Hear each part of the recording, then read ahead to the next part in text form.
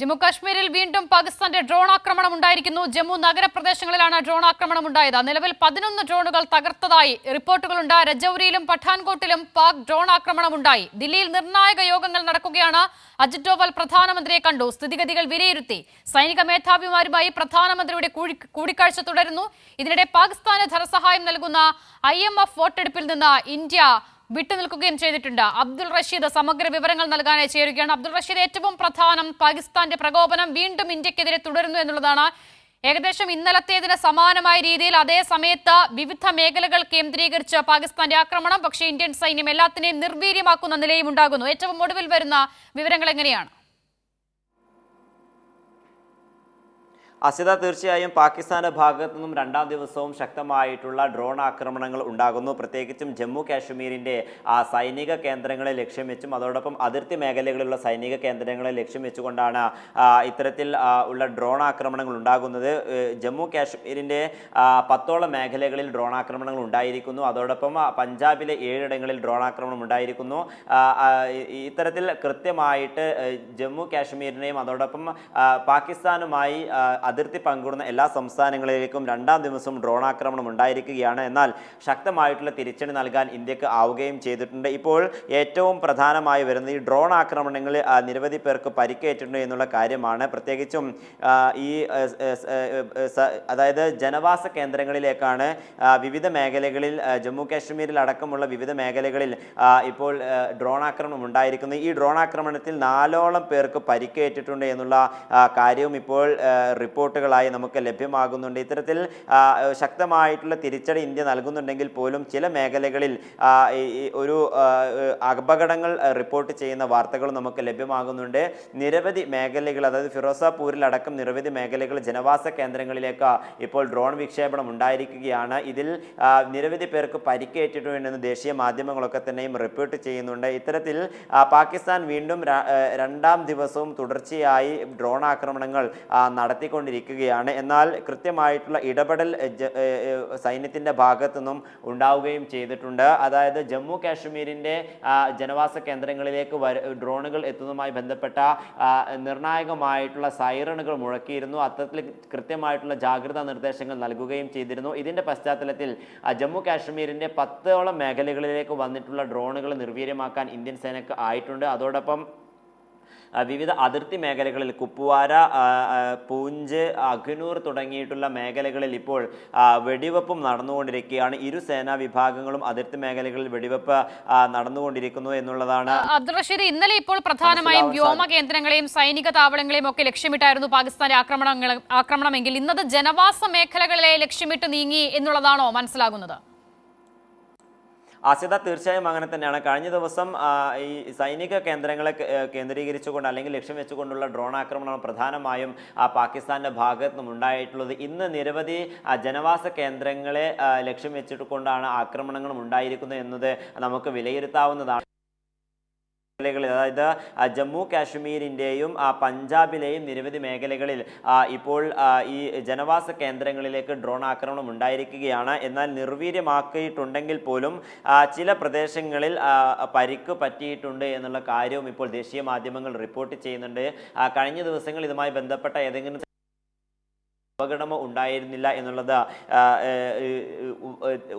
നേരത്തെ തന്നെ സേനാ ഉദ്യോഗസ്ഥർ വാർത്താ സമ്മേളനത്തിൽ അറിയിക്കുകയും ചെയ്തിട്ടുണ്ട്. അതേസമയം നേരത്തെ നമ്മൾ സൂചിപ്പിച്ചതുപോലെ തന്നെ ഇപ്പോൾ ജനവാസ കേന്ദ്രങ്ങളെ ലക്ഷ്യം വെച്ചുകൊണ്ടാണ് ഇപ്പോൾ പ്രധാനമായും പാകിസ്ഥാന്റെ ഭാഗത്തു നിന്നുള്ള ആക്രമണം തുടർന്നുകൊണ്ടിരിക്കുന്നത്. അതേസമയം കൃത്യമായിട്ടുള്ള ഇടപെടൽ ഇന്ത്യയുടെ ഭാഗത്തു നിന്നും ഉണ്ടായിട്ടുണ്ട്. നിരവധി മേഖലകളിൽ ജമ്മു കാശ്മീരിന്റെ 10 ഇടങ്ങളിൽ ഈ ഡ്രോൺ ആക്രമണം ഉണ്ടായിരിക്കുന്നു. ഇതിൽ 11ഓളം ഡ്രോണുകളെ നിർവീര്യമാക്കി എന്ന് സൈന്യം ഇപ്പോൾ വ്യക്തമാക്കുകയും ചെയ്തിട്ടുണ്ട്. അതോടൊപ്പം ജമ്മു കാശ്മീരിന്റെ 11 മേഖലകളിലാണ് ഇപ്പോൾ ഡ്രോൺ ആക്രമണം ഉണ്ടായിരിക്കുന്നത് എന്നുള്ള കാര്യം ഇപ്പോൾ സൈന്യം വ്യക്തമാക്കിയിരിക്കുകയാണ്. ഇത്തരത്തിൽ കഴിഞ്ഞ ദിവസങ്ങളിൽ സമാനമായിട്ടുള്ള ഡ്രോൺ ആക്രമണം തന്നെയാണ് ഇന്നും ഉണ്ടായിട്ടുള്ളത് എന്നുള്ളത് നമുക്ക് വിലയിരുത്താവുന്നതാണ്. കാരണം കഴിഞ്ഞ ദിവസം 26 കേന്ദ്രങ്ങളെ ലക്ഷ്യം വെച്ചുകൊണ്ടാണ് ഡ്രോൺ ആക്രമണം ഉണ്ടായിട്ടുള്ളത് എന്നുള്ളത് സേനാ വിഭാഗങ്ങൾ വാർത്താ സമ്മേളനത്തിൽ വ്യക്തമാക്കിയിട്ടുണ്ട്. ഇന്ന് ഇപ്പോൾ ജമ്മു കാശ്മീർ മാത്രം ഡ്രോൺ ആക്രമണം ഉണ്ടായിരിക്കുന്നു. അതോടൊപ്പം പത്താൻകോട്ടിൽ ഉണ്ടായിരിക്കുന്നു. പിന്നീട് ഈ പഞ്ചാബിലെ 7 ഇടങ്ങളിൽ ഉണ്ടായിരിക്കുന്നു. ഇത്തരത്തിൽ 15ഓളം മേഖലകളിൽ ഇപ്പോൾ തന്നെ ദേശീയ മാധ്യമങ്ങൾ റിപ്പോർട്ട് ചെയ്യുന്നുണ്ട്.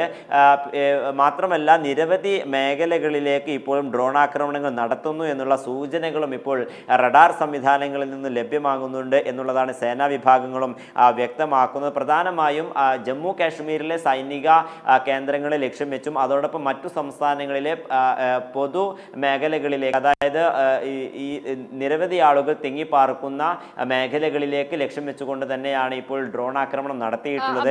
ഇന്നലെ ഇപ്പോൾ പാകിസ്ഥാന്റെ ആക്രമണം നടക്കുമ്പോൾ ഉണ്ടാകുന്ന ഏറ്റവും പ്രധാനപ്പെട്ട ഒരു സാഹചര്യം ഇന്നിപ്പോൾ ഈ വിദേശകാര്യ മന്ത്രാലയ പ്രതിനിധികളടക്കം അത് വിശദീകരിക്കുന്നുണ്ടായിരുന്നു. അതായത് ഈ എയർ സ്പേസിലൂടെയുള്ള ആക്രമണമാണല്ലോ ഇത്. ഡ്രോൺ ആക്രമണമൊക്കെ നടക്കുന്ന ഘട്ടത്തിൽ തന്നെ യാത്രാ വിമാനങ്ങളടക്കം ഈ വ്യോമപാതയിൽ ഉണ്ടായിരുന്നു എന്നുള്ളത് വലിയ പ്രതിസന്ധി സൃഷ്ടിച്ചിരുന്നു എന്നുള്ളത് ഇന്നലെ വിവരങ്ങളിൽ നിന്നും മനസ്സിലായിരുന്നു. ഇന്നും സമാനമായ രീതിയിലുള്ള ഒരു ആക്രമണത്തിലേക്കാണോ പാകിസ്ഥാൻ പോയിരിക്കുന്നത്? അതായത് സാധാരണക്കാരായ ആളുകളുടെ സുരക്ഷ ഒരു തരത്തിലും ബാധിക്കാത്ത നിലയിലേക്കുള്ള ഒരു ആക്രമണത്തിലേക്ക് പാകിസ്ഥാൻ കടക്കുന്നു എന്നുള്ളതാണോ? ഇന്നും ആ രീതിയിലാണല്ലോ വിവരങ്ങൾ മനസ്സിലാകുന്നത്. അസിത, തീർച്ചയായും അങ്ങനെ തന്നെയാണ്. കൃത്യമായിട്ടുള്ള ഒരു ഇടപെടൽ ഇന്ത്യയുടെ ഭാഗത്തും ഉണ്ടാകുന്നുണ്ടെങ്കിൽ പോലും കേന്ദ്രങ്ങളെ ലക്ഷ്യം വെച്ചും ഇപ്പോൾ ജനവാസ കേന്ദ്രങ്ങളെ ലക്ഷ്യം വെച്ചുകൊണ്ട് കൂടുതൽ ആക്രമണങ്ങൾ പാകിസ്ഥാൻ ഉതിർക്കുന്നു എന്ന് തന്നെയാണ് ഈ ഘട്ടത്തിൽ നമുക്ക് വിലയിരുത്താനാവുന്നത്. കാരണം ഫിറോസാപൂരിലടക്കം ജനവാസ കേന്ദ്രങ്ങളിലേക്കാണ് ഡ്രോൺ ആക്രമണം ഉണ്ടായിരിക്കുന്നത്. ഇതിൽ നിരവധി പേർക്ക് പരിക്കേറ്റിട്ടുണ്ട് എന്നുള്ള കാര്യം ഇപ്പോൾ റിപ്പോർട്ട് ചെയ്യുന്നുണ്ട്. അതോടൊപ്പം അവന്തിപ്പോരയിൽ പാകിസ്ഥാന്റെ ഭാഗത്തു നിന്നും ഡ്രോണുകൾ ഉണ്ടായിട്ടുണ്ട്. ഈ ഡ്രോണുകളും ഇപ്പോൾ തകർത്തിട്ടുണ്ട്. അതോടൊപ്പം ഈ മേഖലകളിൽ, അതായത് നേരത്തെ നമ്മൾ സൂചിപ്പിച്ചിട്ടുള്ള അതിർത്തി മേഖലകളിൽ നിന്നും ഇപ്പോൾ നിരവധി ആളുകളെ മാറ്റുന്ന ഒരു ക്രമീകരണങ്ങൾ അല്ലെങ്കിൽ നടപടികളിലേക്ക് ഇപ്പോൾ ജില്ലാ ഭരണകൂടം കടന്നിരിക്കുകയാണ്. അതായത് ജനവാസ കേന്ദ്രങ്ങളിലേക്ക് അപ്രതീക്ഷിതമായിക്കൊണ്ടാണ് ഇന്ന് ഡ്രോൺ ആക്രമണം ഉണ്ടായിരിക്കുന്നത്. അതിന്റെ ഒരു പശ്ചാത്തലത്തിൽ ജനങ്ങളുടെ സുരക്ഷ ഉറപ്പുവരുത്തുക എന്നുള്ളത് ലക്ഷ്യം. അത്തരത്തിൽ അതുമായി ബന്ധപ്പെട്ട ദില്ലി കേന്ദ്രീകരിച്ച് ഏറ്റവും പ്രധാനമായ ചില കൂടിക്കാഴ്ചകളൊക്കെ നടക്കുന്നുണ്ട് എന്നുള്ളത് കൂടി മനസ്സിലാകുന്നുണ്ട്. അതായത് ഇന്നലെ ഒരു ആക്രമണം പാകിസ്ഥാന്റെ ഭാഗത്തുനിന്ന് ഉണ്ടാകുന്നു, ഇന്ത്യ തിരിച്ചടി നൽകുന്നു, അവിടം കൊണ്ട് അവസാനിക്കുന്നില്ല. വീണ്ടും പാകിസ്ഥാൻ പ്രകോപനം തുടരുന്ന സാഹചര്യത്തിൽ സ്വാഭാവികമായും ഓരോ ആക്രമണത്തിനും കൃത്യമായ അളന്നു തൂക്കിയുള്ള പ്രത്യാക്രമണം ഉണ്ടാകും എന്നുള്ളത് വിദേശകാര്യ മന്ത്രാലയം അറിയിച്ചിട്ടുള്ളതാണ്. അപ്പോൾ അത്തരം നടപടികൾ ആലോചിക്കുന്നതിന് വേണ്ടി കൂടിയാണോ ഇപ്പോൾ നിർണായകമായ ചില കൂടിക്കാഴ്ചകൾ പ്രധാനമന്ത്രി ഉൾപ്പെടെ പങ്കെടുത്തുകൊണ്ട് തലസ്ഥാനം കേന്ദ്രീകരിച്ച് നടക്കുന്നത്? അസിത, തീർച്ചയായും അങ്ങനെ തന്നെ നമുക്ക് ഈ യോഗങ്ങൾ വിലയിരുത്താവുന്നതാണ്. കാരണം കഴിഞ്ഞ ദിവസം പാകിസ്ഥാന്റെ ഭാഗത്തു നിന്നും ആക്രമണം ഉണ്ടായിട്ടുള്ളപ്പോൾ കൃത്യമായിട്ടുള്ള ഇടപെടലുകൾ നടത്തുന്നതിനാവശ്യമായിട്ട് പ്രതിരോധ മന്ത്രാലയത്തിൻ്റെയും അതോടൊപ്പം ആഭ്യന്തര മന്ത്രാലയത്തിൻ്റെയും നേതൃത്വത്തിൽ സൈനിക മേധാവികൾ അടക്കം പങ്കെടുക്കുകയും ചെയ്തിട്ടുണ്ട്. ഇന്നും പാകിസ്ഥാൻ ഇത്തരത്തിലുള്ളൊരു ആക്രമണം നടത്തിയ പശ്ചാത്തലത്തിൽ തുടർ നടപടികൾ എങ്ങനെ കൊണ്ടുപോകണം എന്നതുമായി ബന്ധപ്പെട്ട സ്ഥിതിഗതികൾ വിലയിരുത്തുന്നതിനും അതോടൊപ്പം അതുമായി സ്വീകരിക്കുന്നതിനും വേണ്ടിയുള്ള ഒരു നിർണായകമായിട്ടുള്ള യോഗങ്ങൾ തന്നെയാണ് ഇപ്പോൾ ദില്ലി കേന്ദ്രീകരിച്ചുകൊണ്ട് നടക്കുന്നത്. ദേശീയ സുരക്ഷാ ഉപദേഷ്ടാവ് അജിത് ഡോവൽ പ്രധാനമന്ത്രി നരേന്ദ്രമോദിയുമായി സംസാരിച്ചിരിക്കുന്നു, സ്ഥിതിഗതികൾ വിലയിരുത്തിയിട്ടുണ്ട്. അതോടൊപ്പം സൈനിക മേധാവിമാരുമായി പ്രധാനമന്ത്രി നരേന്ദ്രമോദിയും അതോടൊപ്പം പ്രതിരോധ മന്ത്രി രാജ്നാഥ് സിംഗും ഇപ്പോൾ ചർച്ച നടത്തിക്കൊണ്ടിരിക്കുകയാണ്. പ്രത്യേകിച്ചും സേനാ വിഭാഗങ്ങൾക്ക് അതോടൊപ്പം സേനാ ഉദ്യോഗസ്ഥർക്ക് നൽകേണ്ട നിർദ്ദേശങ്ങളുമായി ബന്ധപ്പെട്ട സുപ്രധാന തീരുമാനങ്ങൾ ഈ യോഗത്തിൽ ഉണ്ടാകും എന്നുള്ളത് തന്നെയായിരിക്കും നമുക്ക് വ്യക്തമാകുന്നത്. കാരണം കഴിഞ്ഞ ദിവസങ്ങളിൽ ാണ് ഈ ആക്രമണം നടത്തേണ്ടത് അല്ലെങ്കിൽ തിരിച്ചടി നൽകേണ്ടത് എന്നതുമായി ബന്ധപ്പെട്ട ഒരു തീരുമാനം സേനാ വിഭാഗങ്ങളുടെ യോഗത്തിൽ ഉണ്ടാവുകയും ചെയ്തിട്ടുണ്ട്. ഈ ഒരു പശ്ചാത്തലത്തിൽ ഇപ്പോൾ നിർണായകമായിട്ടുള്ള യോഗങ്ങൾ തന്നെയാണ് ദില്ലിയിൽ ചേരുന്നത്. കൃത്യമായി കേന്ദ്ര സർക്കാർ വിവിധ മന്ത്രാലയങ്ങൾ, അതായത് ആഭ്യന്തര മന്ത്രാലയവും പ്രതിരോധ മന്ത്രാലയവും സേനാ വിഭാഗങ്ങളുടെ മേധാവികളും ഈ ആക്രമണത്തെ വിലയിരുത്തുകയും കൃത്യമായിട്ടുള്ള സ്ഥിതിഗതികൾ ആരായുകയും ചെയ്തിട്ടുണ്ട്. അതോടൊപ്പം ഈ പക്ഷേ തിരിച്ചടികളെ കുറിച്ചായിരിക്കാം ഈ യോഗത്തിൽ ഇപ്പോൾ ചർച്ചയാകുന്നത് എന്ന് നമുക്ക് കരുതാം.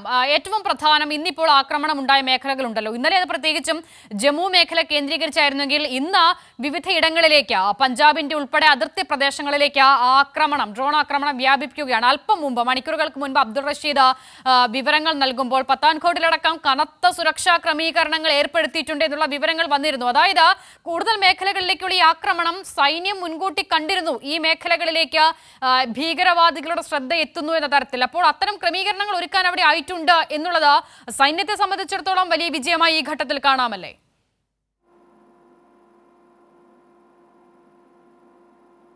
അസിത, തീർച്ചയായും അങ്ങനെ തന്നെയാണ്. കാരണം കഴിഞ്ഞ ദിവസങ്ങളിൽ ഉണ്ടായിട്ടുള്ള ഡ്രോൺ ആക്രമണത്തിന് പിന്നാലെ കൃത്യമായിട്ടുള്ള ജാഗ്രതാ നിർദ്ദേശം ഈ സംസ്ഥാനങ്ങൾക്ക് ആഭ്യന്തര മന്ത്രാലയം അതോടൊപ്പം പ്രതിരോധ മന്ത്രാലയം